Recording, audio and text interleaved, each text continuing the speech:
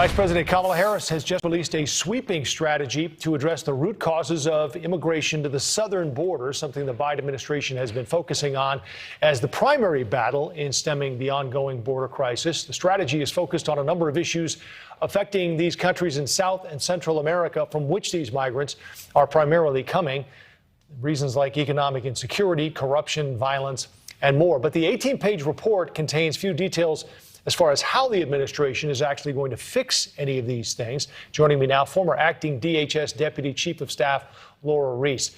Lora, let's start right there with that. The focus has been for the Biden administration on the root cause. That's what they set Kamala Harris out to address. And it's part of the problem and part of the plan, clearly.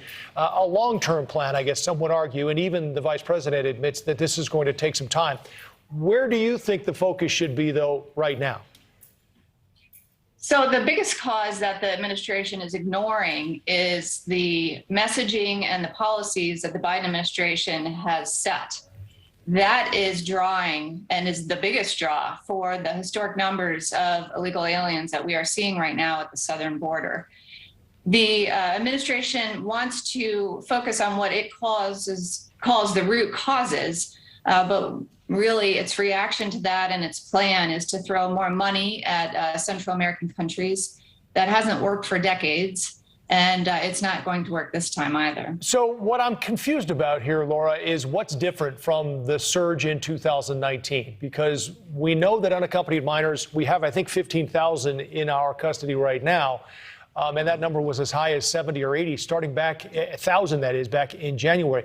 Back in 2019, there was also this issue of families still seeking to come in like they are now.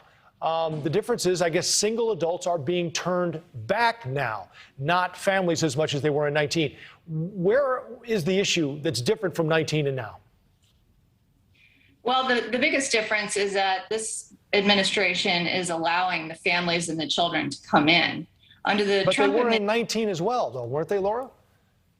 Well, the Trump administration put into place policies to secure the border, including the Remain in Mexico program, which allowed people to apply for asylum, but they had to wait on the Mexican side of the border while their case was proceeding. And once migrants learned that claiming fear wasn't their ticket to get into the U.S. and to disappear into the interior, the caravans of illegal immigrants stopped coming. In addition to that, the Trump administration made agreements with the governments of Mexico and the Northern Triangle countries to enforce their respective borders, to beef up their asylum systems, and to take nationals back if they skipped through and didn't seek asylum until they came to the U.S. So I know that the Biden administration also has left Title 42, which former President Trump had used as well, in place and talked about maybe removing it, but is leaving it in place now as a result of the COVID surge at the border.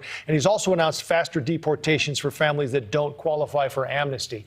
Do you think that will work? And I guess my final question is, why is so much of this on the president's? Why isn't Congress addressing it? We don't ever hear about that. So Title 42, which was put into place by the CDC, is a needed public health tool, and it allows the Customs and Border Protection agents to turn back migrants to protect the health of Americans, including the border agents themselves. The Biden administration has been using it very inconsistently. They've not been using it with children. They've been spotty and using it with families. They are eager to rescind that tool because many in the left and the advocacy groups view it as an obstacle to allowing even more illegal immigrants into the country. With respect to expedited removal, that is a signal by this administration that it will soon terminate the Title 42 COVID health restriction. Right. They were planning to do that soon and then put it on hold, at least for now. Lora, quickly before we let you go, how about Congress? Is it up to them to ultimately fix this?